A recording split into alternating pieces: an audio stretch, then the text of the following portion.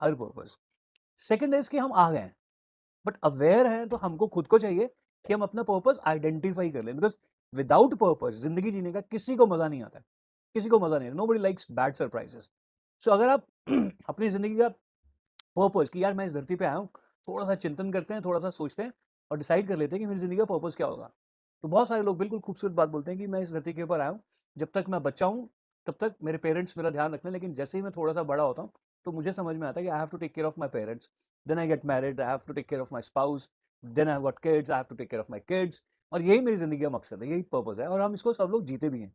Maximum अगर हम आसपास देंगे तो यही हो रहा है।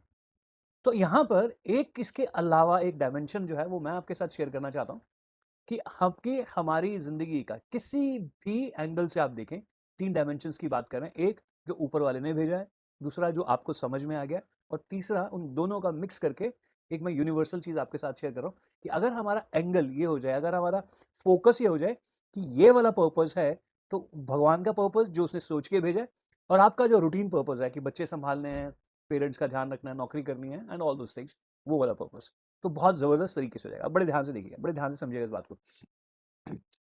अगर मैं आपसे बोलूं कि क्या कभी आपने कभी सब्जी खरीदी है, तो 100% जवाब है कि हाँ खरीदी है। कोई भी चीज खरीदी है, तो सब्जी का एग्जांपल ले लेते हैं कि आपने 100 रुपए की सब्जी खरीदी, आपने 100 रुपए दिए, सब्जी ले ली। अब ये बेसिकली क्या हुआ, पॉज करके सोचे जरा, क्या हुआ? ये बेसिकली एक ट्रांजैक्शन हो गई। मैंने पैसे दिए, उसने मुझे सब्जी दी, बात खत्म होती है। लेकिन ये ट्रांजैक्शन एक ऑर्डिनरी ट्रांजैक्शन नहीं थी। इस ट्रांजैक्शन में एक और खूबसूरत चीज हुई है, वो ये हुआ है कि आपने सब्जी वाले का घर चलाने में आपने उसकी मदद की है।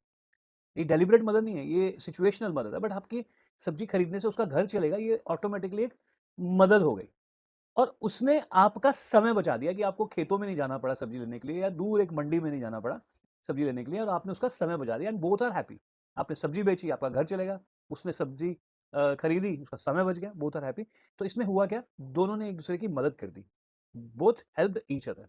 अब इसी प्रोसेस को पूरी दुनिया में देखो, आप जो नौकरी कर रहे हो उससे क्या हो रहा है, नौकरी करने से आपको जो सैलरी मिल रही है उससे क्या हो रहा है।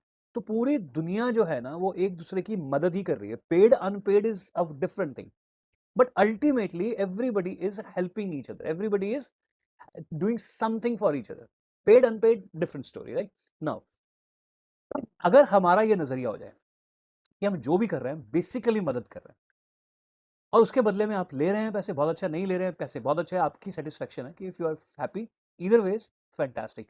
बट अप्रोच क्या रखनी है कि मैं काम करने नहीं जा रहा हूं, मैं किसी की मदद करने जा रहा हूं। अब इस मदद को दूसरी तरफ ले जाते हैं, मदद शब्द को बदल देते हैं। मदद शब्द में जैसे ही आप शब्द बदलोगे, आप देखना कि शब्द बदल